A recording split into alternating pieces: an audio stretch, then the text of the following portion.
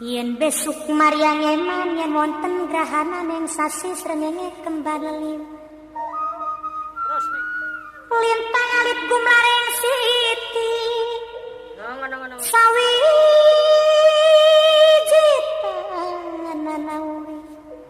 Sawiji tanana urip mung isun karo sampean mati amung kang swarga. Salam jalan terjal. Perdebatan nasab membawa pada satu penyimpulan bahwa sejatinya nasab itu tidak perlu riset. Kenapa? Pertama karena secara teologis sudah banyak ayat dan hadis yang menegaskan perbedaan antara ahlul bait atau yang biasa disebut dengan dzurriyyatur rasul dengan orang biasa. Yang kedua, secara keilmuan, secara usul fikih udah ada semacam adaptasi dari konsep usul kulluhu matrudun ila madalla daliluhu ala qabulihi. Kemudian yang ketiga adalah secara hukum positif, mereka yang mengaku sebagai dzurriyyah itu kena hukum namanya teori tentang pembuktian. Siapa yang mendalilkan dia wajib membuktikan. Nah, dari tiga alasan inilah sejatinya polemik, perdebatan, diskursus tentang nasab para habaib tidak butuh, tidak perlu, tidak menghajatkan riset untuk sekedar meruntuhkan, untuk sekedar menafikan bahwa mereka bagian dari dzurriyyah Rasul. Artinya apa? Tanpa riset pun semua atau sebagian besar kita harus meyakini bahwa habaib bukan dzurriyyah Rasul. Nah, ada ayat dalam Al-Quran yang itu sangat menarik, yang kita baca tiap kita tahlil adalah innama yuridullahu liyudhiba ankum rijsa ahlal baiti wa yutahhirakum tadhira. Sesungguhnya Allah menghendaki innama yuridullahu ayudhiba ankum rijsa, untuk menghilangkan, untuk mensterilkan aridsa, dosa-dosa atau kesalahan-kesalahan elementer. Kepada siapa? Kepada ahlul bait, kepada keluarga besar, kepada penghuni rumah Rasul. Wa yutahhirukum tadhira, sekaligus mensucikan sesuci-sucinya. Nah, Imam Malik, pendiri mazhab Maliki, menafsir tentang ayat ini di dalam Muwatta'nya bahwa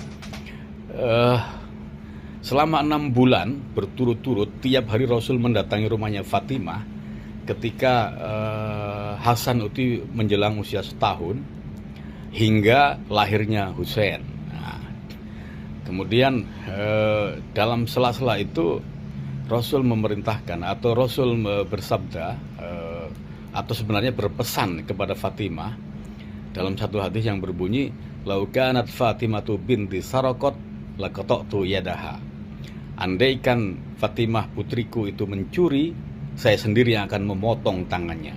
Ini adalah standar etis tentang dzurriyyah. Ini adalah standar etis tentang ahlul bait Rasul, bahwa tidak boleh pelanggaran-pelanggaran kecil apalagi besar itu terjadi atau bersumber dari keluarga besar Rasul, dari dzurriyyah Rasul, dari ahlul bait Rasul.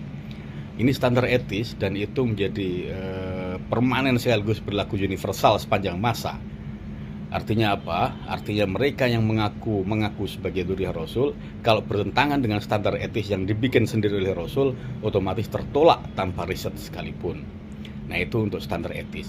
Sementara untuk nomenklatur sebutan ahlul bait atau dzurriyyah, Rasul sendiri bersabda tentang Hasan dan Husain, "Kana Hasan wa Husain sayyidu syababi ahlil jannah." Kelak Hasan dan Husain ini akan menjadi sayyid, akan menjadi pemimpin, akan menjadi penghulu pemuda ahli surga. Kata-kata sayyid itu keluar, muncul, terilis dari lisan yang mulia Rasulullah SAW secara langsung, dan itu juga berlaku di dunia sekaligus di surga. Nah, baik nomenklatur sayyid dan syarif itu tidak terkait sama sekali dengan habaib. Kenapa? Karena mereka, saya yakin, juga tahu bahwa sebenarnya sejatinya nomenklatur yang keluar, nomenklatur yang dipilih oleh Rasul tentang sebutan kepada dzurriyyahnya adalah sayyid dan syarif. Baik dari sisi standar etis maupun sisi nomenklatur tentang sebutan dzurriyyah, itu sama sekali tidak menjadi standar etisnya para habaib. Oleh karena itu, secara teologis, secara ayat Quran dan hadis Rasul yang saya sebut dua tadi, otomatis para habaib itu tanpa riset sekalipun itu harus diyakini bukan dzurriyyah Rasul. Nah, kemudian dari sisi hukum positif, bahwa siapa yang mendalilkan dia wajib untuk membuktikan. Siapa yang mengaku sebagai dzurriyyah Rasul, dia harus membuktikan bahwa dia memang benar-benar dzurriyyah dengan caranya yang bisa meyakinkan publik. Tidak bisa dengan khurafat, tidak bisa dengan kisah-kisah yang tanpa dasar. Oke. Kalau selagi dalil mereka mendalilkan kemudian tidak bisa membuktikan, tanpa riset pun itu wajib, tanpa riset pun dia secara otomatis tertolak. Nah, kemudian kaidah yang lain adalah kaidah usul fikih atau adaptasi dari kaidah usul fikih, kulluhu madrudun ila maddalla daliluhu ala qabulihi.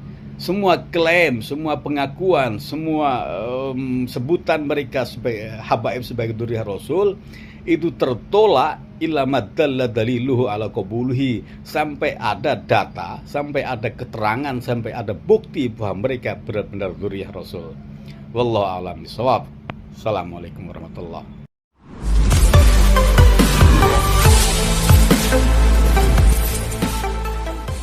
Nah, secara ilmiah keberadaan rambut ini penting.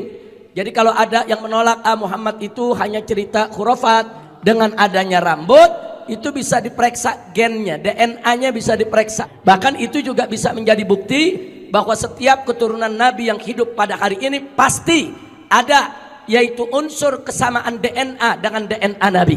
Membuktikannya lewat rambut yang ditinggalkan oleh Nabi, saudara. Alhamdulillah. Jadi kalau Habib palsu ketahuan tuh kalau diperiksa.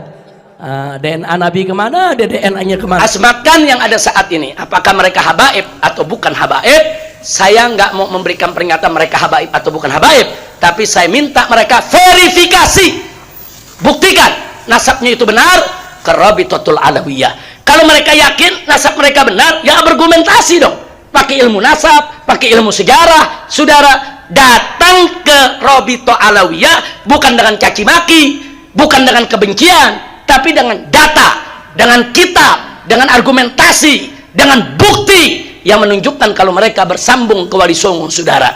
Kalau nggak ada bukti, ya jangan paksa Rabithah untuk mengakui. Kira-kira jelas tidak? Jelas tidak? Paham semua?